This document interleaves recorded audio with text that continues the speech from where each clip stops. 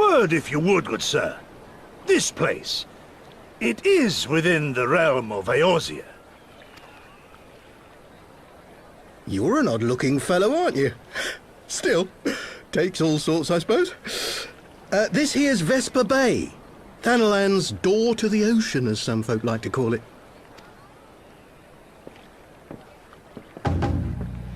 Am I to understand from your answer that I have indeed arrived in Eorzea? Eh?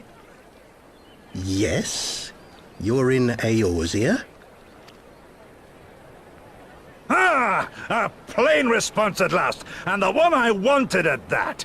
My journey was not without its hardships, and I would sooner travel by land than put to sea again.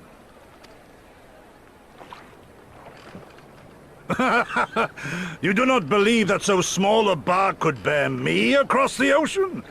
Such timid little sailors. I had but to set my course and set my jaw till I made port.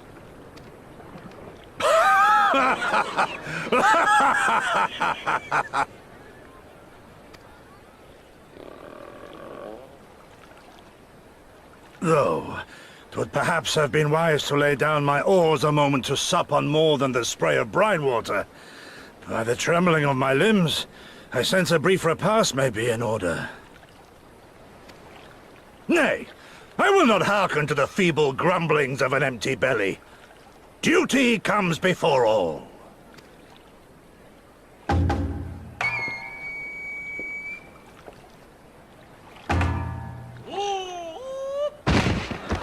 Good God, man! Are you all right?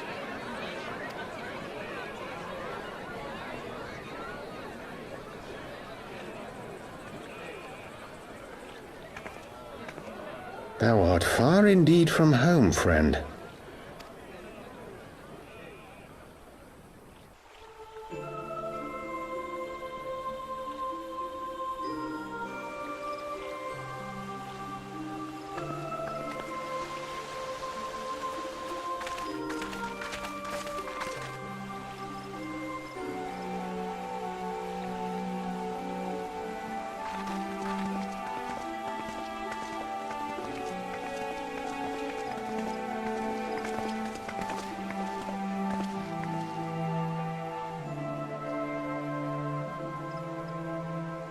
Dear friends, pray accept my heartfelt thanks for your efforts in defense of Gridania's borders. I would fain dwell longer on my gratitude for the support of the Alliance, but the situation at Belsar's wall demands that we forego such pleasantries.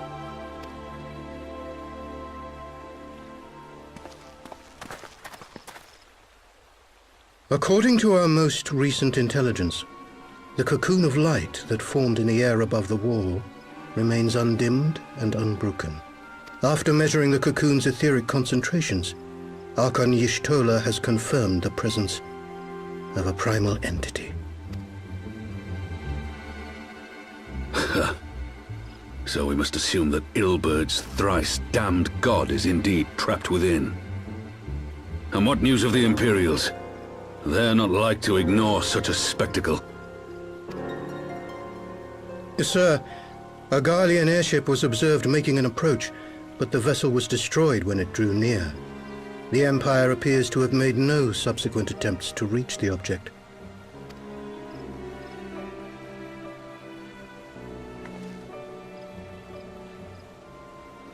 The soldiers who witnessed the incident spoke of a lance of light issuing from within the cocoon, of an entire warship being reduced to smoking ruin in the space of a moment.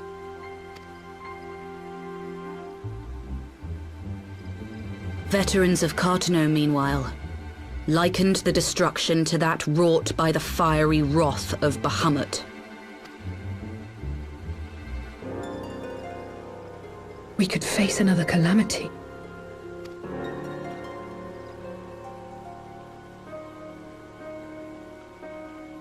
So the primal is awake then? Contained, yes, but for how long? We must destroy it now, lest it break free. Agreed. There is, however, the small matter of how to get close enough to a being that swats warships from the sky as you would a bothersome gnat.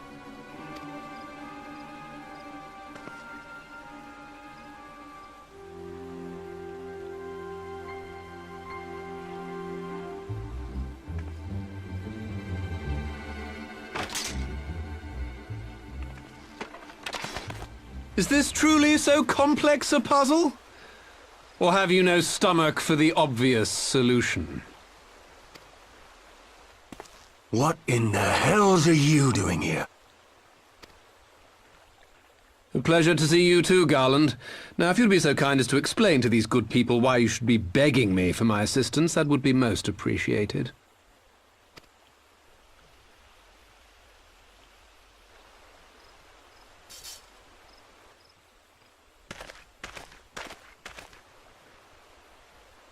Who is this man?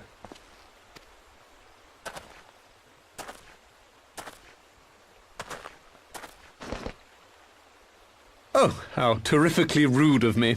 Nero Tolskeva, former tribunus of the 14th Legion of the Garlean Empire. These days, however, one might say that I'm something of a free agent. What do you want, Nero? I was getting to that. Although you already know what I'm about to propose, old friend. As you have rather belatedly realized, within that frail binding lurks an entity alike in strength to the great Bahamut, and the only force in existence which might conceivably contend with such a foe is the very creation which captured the Elder Primal in the first place. I speak, of course, of Omega. Omega? That hulk has been gathering dust beneath the plains of Cartanau since the Alagans breathed their last. And none alive knows how to wake it. I'm sorry? Do you understand who it is with whom you have the privilege of speaking?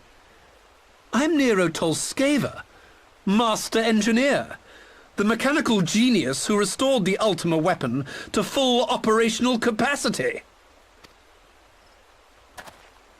And as luck would have it, I am graciously offering you the use of my considerable expertise. And what, you just expect us to accept? Why would we trust the word of a man who furnished the Black Wolf with the means to subjugate Eorzea? Trust? You wound me, Garland. All those years, studying side by side at the Academy, sharing both trial and triumph, we were countrymen once, you and I. But sentiment aside, have you a better solution? Or do you mean to send in your vaunted hero there, as you always do, and pray the world is not engulfed in flame?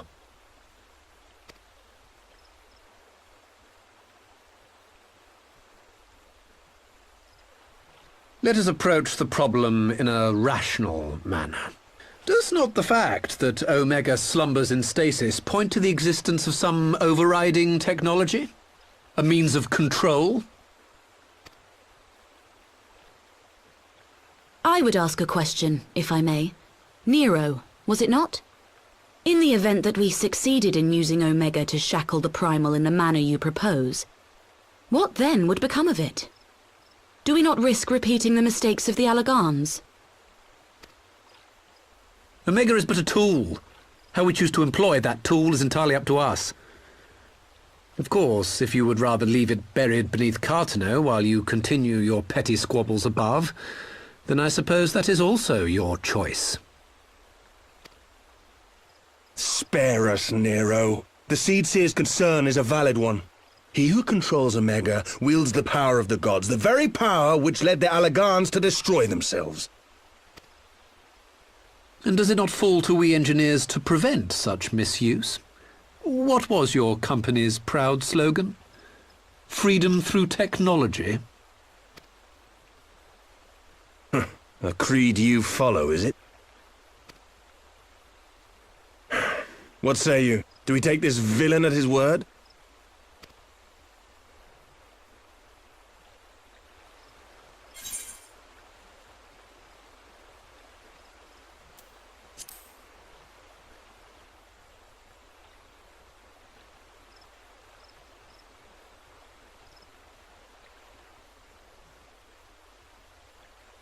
As will I. I don't like it, but then it doesn't look like we have much choice.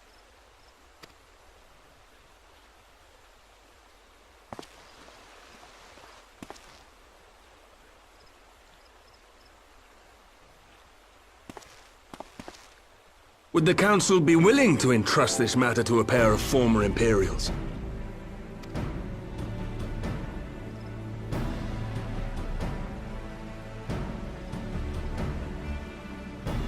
Yes. The task of restoring the Allagan relic will be yours. But the responsibility for its reawakening must remain with the Council. Do we condone this course of action? Aye. 'Twould seem we do.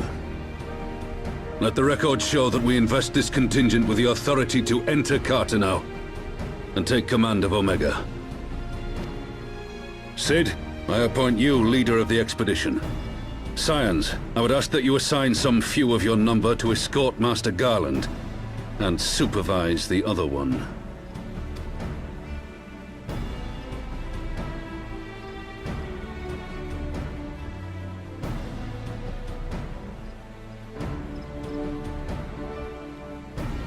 We should be happy to oblige. The politics of Carteneau being what they are, I dare say our neutrality will prove useful in avoiding any unnecessary entanglements. If I am not mistaken, Doma occupies a similarly neutral position. Might we not persuade you to join the expedition, Lady Yugiri? If you suspected any foul play from Nero, you would be welcome to kill him.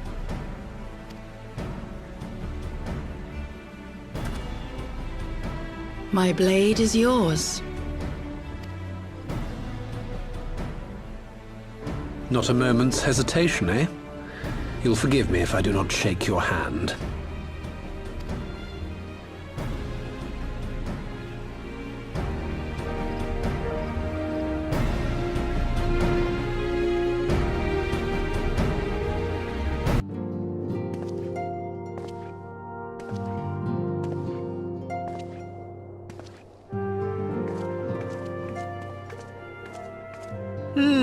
So these are the fabled headquarters of the Scions. I confess I would have expected an order of self-proclaimed warrior scholars to surround themselves with the fruits of man's enlightenment. And yet there's not so much as a single piece of magitech in sight. It never ceases to amaze me how primitive you Eorzeans truly are. Oh, I'll have you know that the Rising Stones is home to the very latest in magitech innovation. Wedge calls it the Mark 14 Thermocoil Boil Master, and it's the finest kettle I've ever had the pleasure to own.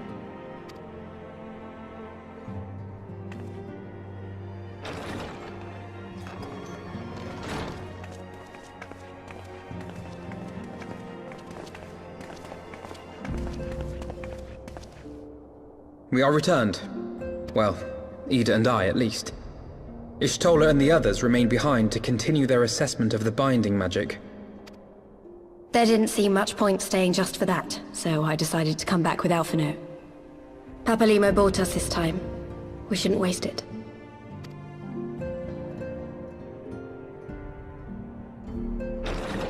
By your leave!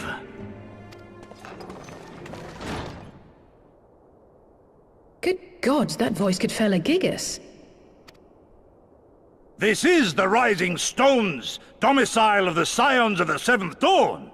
I enter at the invitation of one Lord Urianger. I spy you there, Shadow Walker. You always were a hard one to find. Yugiri, do you know this man?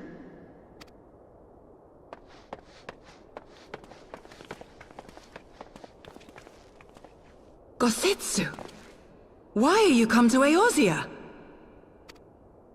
In search of you, Yugiri. For days and nights did I row across the angry sea. I made port in good spirits, only for my own flesh to betray me over the trifling matter of an empty belly.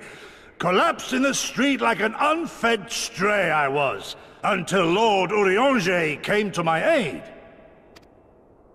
Over a most welcome meal, we spoke of the plight of Doma, and I learned of our displaced countrymen's work to resettle this blighted land.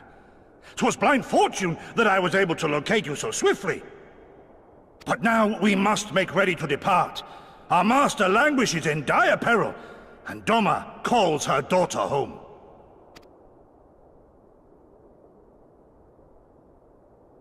It is not so simple, Gozetsu.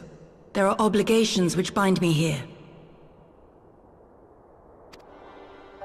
You refuse? Did you mislay your oath during your flight from our homeland? The laws of hospitality must be honored, but surely the vow to defend your master demands the greater obeisance. It was our master who bid me guide our people to safe haven by any means necessary. And it was the scions you see before you who provided us succor and sanctuary when all others refused. Dire peril or no, were I to return without first repaying such hospitality, our master would cut me down at the threshold. Mayhap that is so. There is more. A crisis threatens all within this realm, Eorzean and Doman alike, and I go to play my part in its resolution. I will not bring shame upon our liege by abandoning my people or my duty. How very noble of you. Now, in the name of honor, kinship, and, yes, practicality, might I suggest we get this expedition underway? Or would you rather debate the finer points of duty and leave Omega to the Empire? The Empire? You, Giri? You draw steel against the curse of Garlemald? Then why did you not say so? My blade is oath-bound to fall upon the ranks of the Imperials wheresoever they march. Lead on, Shadow Walker, and may the enemy tremble at our coming.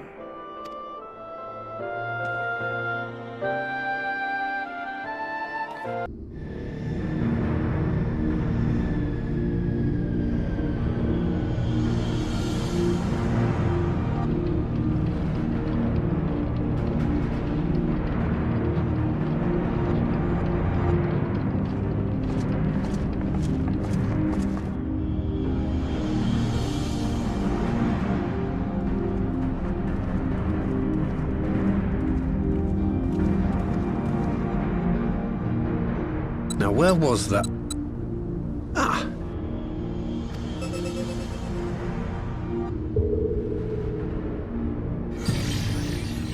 I've enabled the teleporter.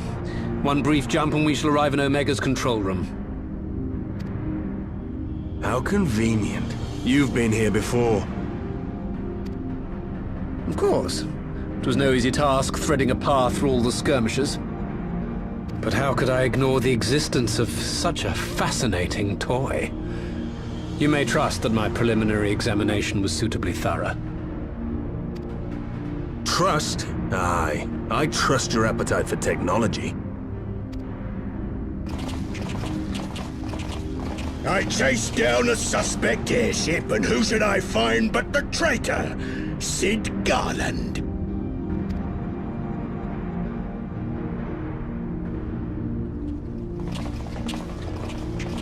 Searching for something, engineer? Something big? It's close, isn't it?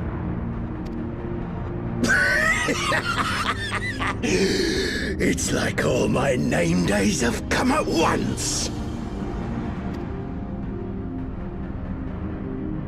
Of all the scouts the Empire could have sent. Take care of that brute, will you?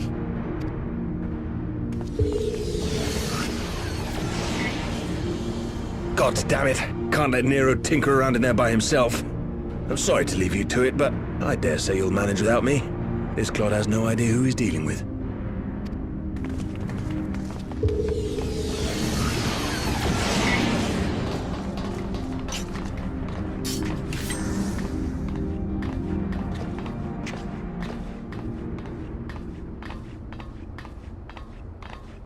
I am Gosetsu, Samurai of Doma. You will rue your choice of opponent this day.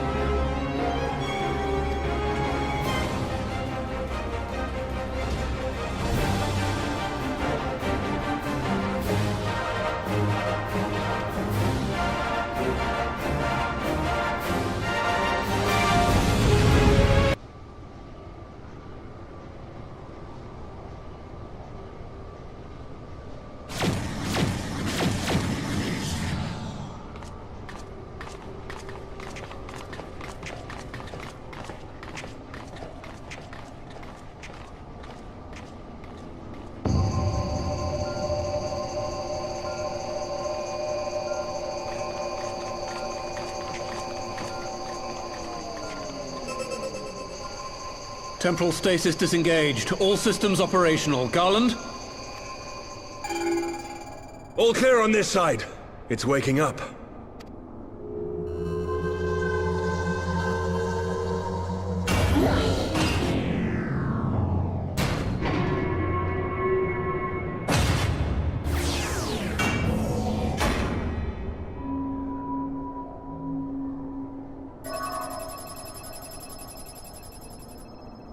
Remarkable.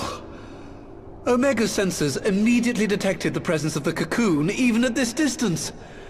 They must have been set to scan for sources of energy exceeding certain magnitudes. I still don't see any means to control the machine directly. It seems to have been designed to act wholly autonomously. Once we release Omega, we can be fairly certain it will attempt to capture the primal at Belsar's wall. Assuming its mission is successful, our only option at that point will be to re-engage its stasis system and put it back to sleep. And should the machine happen to misbehave, we'll simply initiate an emergency shutdown. I confess, we don't yet have a complete grasp of its capabilities, but I'm certain the details will not elude us for long. Well, I understood less than half of that. So, my question to you is, are we doing the right thing?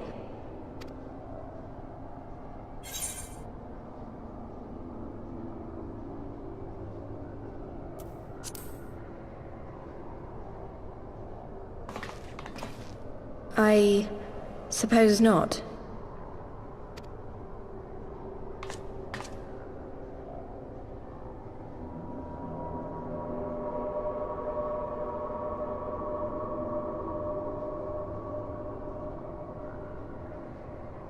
All right. Step aside, Sid. Is this the thing I need to press? Yes, that's the one.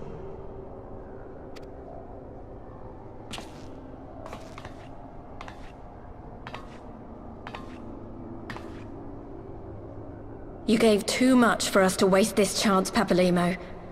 So this is for you. And me.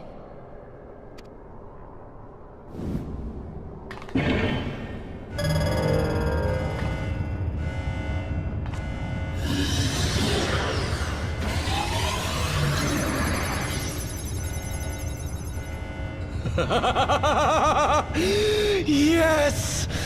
Fly free, my pretty! Show us what you can do.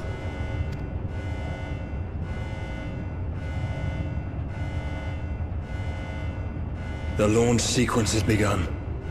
Omega is loose.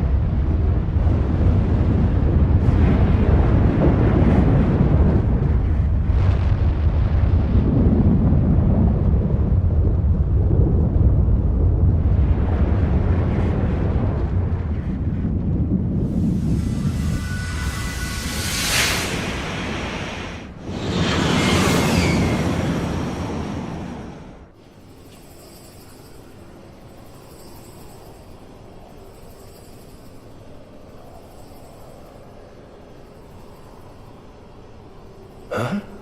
Omega has stopped transmitting. But that shouldn't be. I didn't engage the stasis system. And what does this signify? I have little understanding of these contrivances.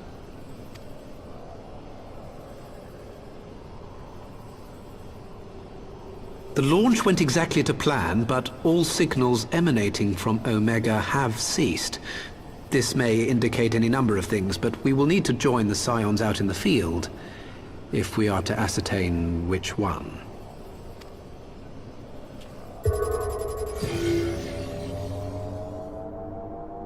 Right. I've ordered the malfunctioning beast to go to sleep. That should prevent any unfortunate mishaps. I suggest we make our way back to Gridania.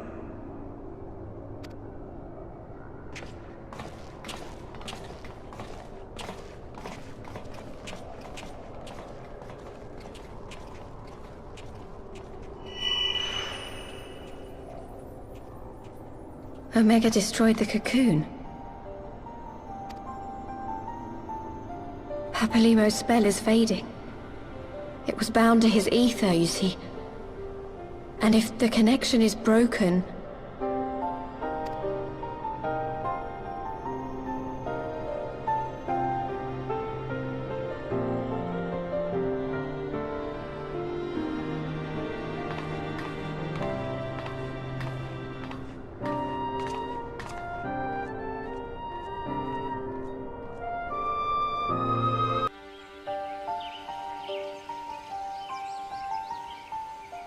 My friends, I cannot well express how glad I am to see you both unharmed. They say that Omega's clash with the primal shook the very firmament. You need not have worried. The battle took place far above the ground. We were able to observe in relative safety, though I'm given to understand that there were casualties on the far side of the wall. It was like watching a nightmare unfold before our very eyes. Illberd's primal manifested in the form of a colossal dragon, a being of pure violence. It burst forth from the cocoon with such terrible force. That such a horror should spring from the eyes of Nidhogg comes as no surprise. Nor do I wonder at its form. Illberd all but announced it in the moments prior to his death. Plainly, it was his dying wish to visit a second calamity upon the Empire. And I am quite certain the abomination would have obliged had it not found itself outmatched by Omega. Gods! I am no stranger to the works of Alag, but even I was unprepared for the machine's furiosity. It beggared belief.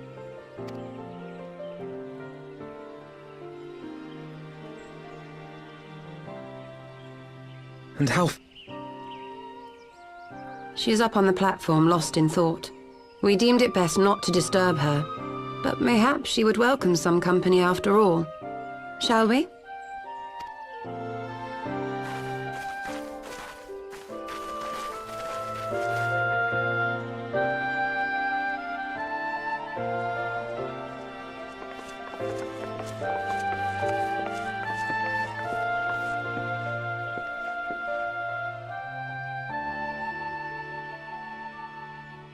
The light's gone.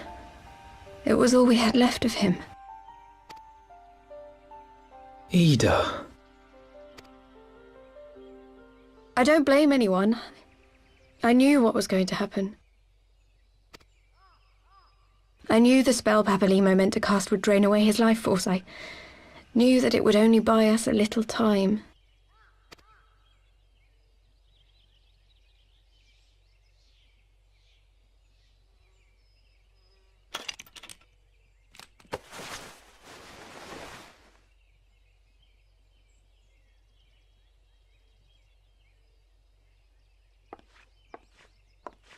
Ida, there is no need to explain.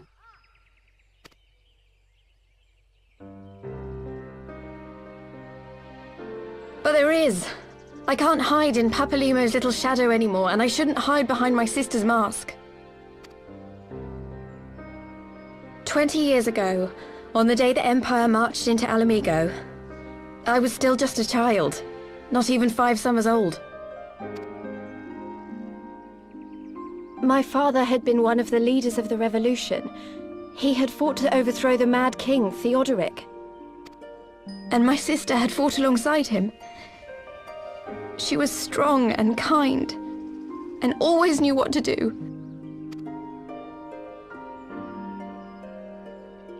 But when the Garleans came, everything changed. My father went to war against them too. And I never saw him again. After that, I remember a lot of running. My sister dragged me for malms and malms until we came to the city of Sharlayan. That was where she met Master Louis Soir. He introduced her to the Circle of Knowing, and she eventually became an Archon. She was your inspiration. Is that not why you took up her mask and her name? Or did you simply mean to continue what she had started?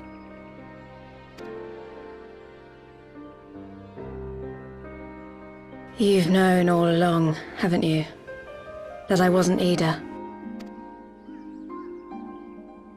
Of course. We all recognized you at once. 'Twas Papa Limo who persuaded us to maintain the charade. It was silly to think I could fool you. I knew that even then, but I sort of decided not to know.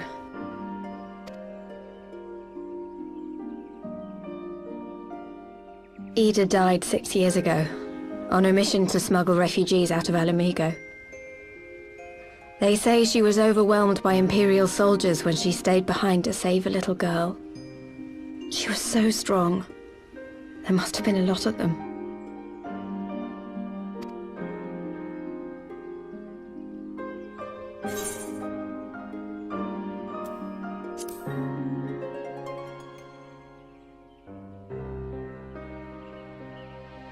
I'm sorry for lying to you. My real name is Lys. When Papa Limo brought me Ida's mask, it was meant as a keepsake, but I decided I wanted to be his new partner, to keep alive all the good that she had done.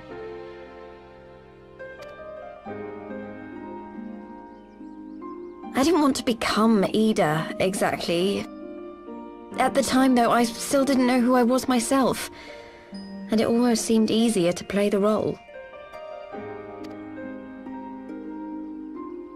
Papa Limo agreed to help, of course, but it was never what he wanted for me. He wanted me to walk my own path, and those were his final words to me.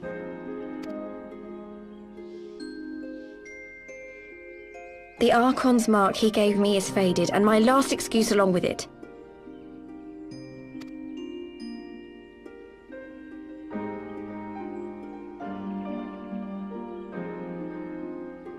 So this is it.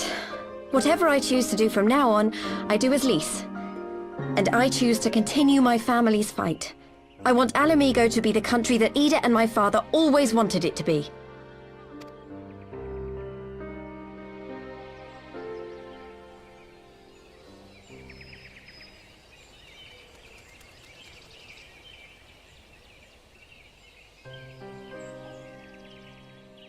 War is upon us once more. Do you regret standing against the Empire? Would you have chosen a different road, knowing what you know now? To claim that I never doubted the decision would be a lie. But I made my choice, and I have defended it with blade in hand ever since.